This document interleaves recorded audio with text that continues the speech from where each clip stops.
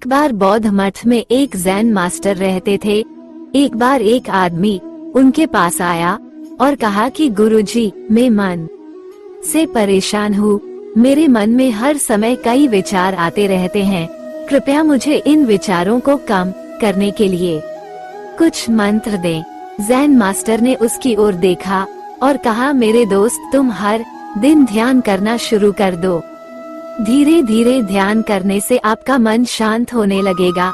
लेकिन उस आदमी ने कहा कि श्रीमान, कृपया मुझे ध्यान करने के लिए मत कहिए। मैं ध्यान नहीं कर सकता, क्योंकि जब मैं ध्यान करने की कोशिश करता हूँ तो मेरे दिमाग में और भी विचार आने लगते हैं और ज्यादातर विचार नकारात्मक होते हैं, जो मेरे दिमाग को और बेचैन कर देते हैं।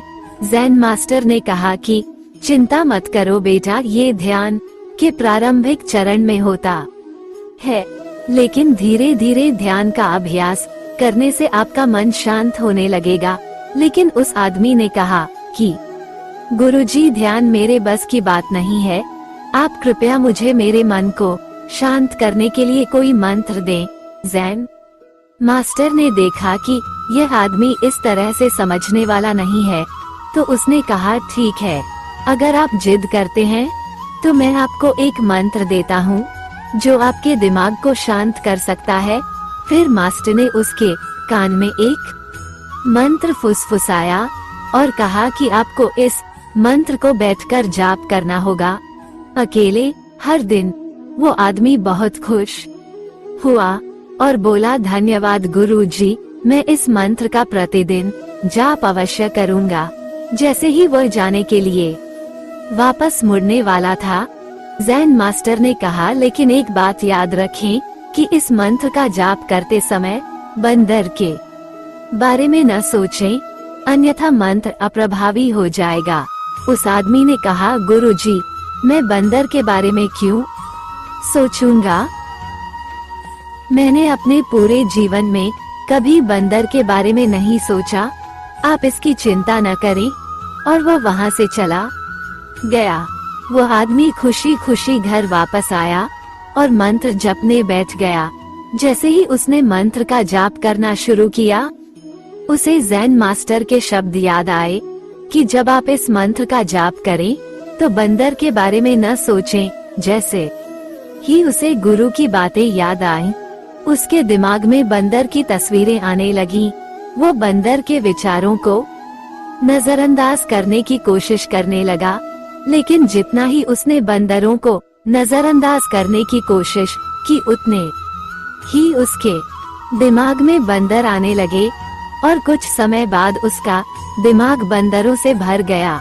उस आदमी ने सोचा कि जैन मास्टर ने मुझे यह निर्देश क्यों दिया? अगर वह जानता था कि बंदर एक मुसीबत है तो उसे इसका उल्लेख नहीं करना चाहिए था। मेरे दिमाग में और कोई जानवर नहीं आ रहा है और बंदर नहीं जा रहे हैं। वो आदमी परेशान हो गया। उसने स्नान किया, नए कपड़े बदले और फिर से एक कमरे में मंत्र जाप करने के लिए बैठ गया। जैसे ही उसने अपनी आंखें बंद की, उसे बंदर दिखा। वह जहाँ भी देखता वे उसके चारों तरफ होते। वो रात को बंदरों देखता, यहाँ तक कि वो अपने परिवार के सदस्यों के चेहरे में बंदरों को देखने लगा। आदमी पागल हो रहा था। वो जितना ही बंदरों को नजरअंदाज करने की कोशिश कर रहा था, उतने ही उसके दिमाग में बंदरों की बातें आ रही थीं। सुबह तक वो लगभग पागल हो चुका था। अगली सुबह वह वापस जैन मास्टर के पास दौड़ा और उन्हें सब कुछ बताया और कहा कि गुरुजी, आपने मुझे कैसा मंत्र दिया है? कल तक मैंने कभी बंदर के बारे में नहीं सोचा था और अब मेरा दिमाग पूरी तरह से बंदरों के विचारों से भर गया है और बंदर मुझे एक सेकंड के लिए भी नहीं छोड़ रहे हैं। कृपया मेरी मदद करें और मेरे दिमाग को इन बंदरों से मुक्त करें। जैन मास्टर ने कहा, ठीक है, बस आराम करो और मंत्र पढ़ना बंद करो, कुछ मत करो। वो आदमी निश्चिंत होकर बैठ गया और मंत्र पढ़ना बंद कर दिया। उसे आश्चर्य हुआ कि अब बंदर का तो ख्याल ही नहीं रहा, सब कुछ सामान्य हो गया। तब ज़ेन मास्टर ने कहा कि मेरे दोस्त, मैं तुम्हें हमारे मन की प्रकृति के बारे में बताना चाहता था। कभी भी अपने मन से लड़ने की कोशिश मत करो। मन एक गति की तरह है, स्प्रिंग को जितना दबाओगे उतना उछलेगा। इसी तरह आप अपने मन को जितना दबाने की कोशिश करेंगे वो उतना ही मजबूत होता जाएगा। शांत रहें, मन के विचारों को देखना शुरू करें और आप पाएंगे कि आपका मन धीरे धीरे अपने आप शांत हो जाएगा। और मन को देखने के लिए आपको ध्यान करने की आवश्यकता है।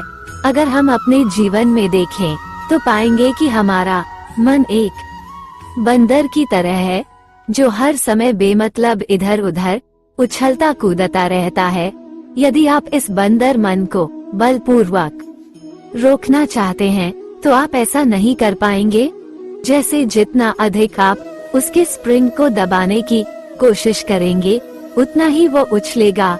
इसी प्रकार आप जितना अपने मन के विचारों को रोकने की कोशिश करेंगे वे विचार उतने ही अधिक बढ़ते जाएंगे। धीरे धीरे मन का सारा कचरा बाहर निकल जाएगा तो मन अपने आप शांत होने लगेगा और आपको कम विचार आने लगेंगे। और लंबे अभ्यास से आप निश्चय ही अपने मन को वश में कर पाएंगे। पूरी वीडियो देखने के लिए आपका बहुत बहुत धन्यवाद।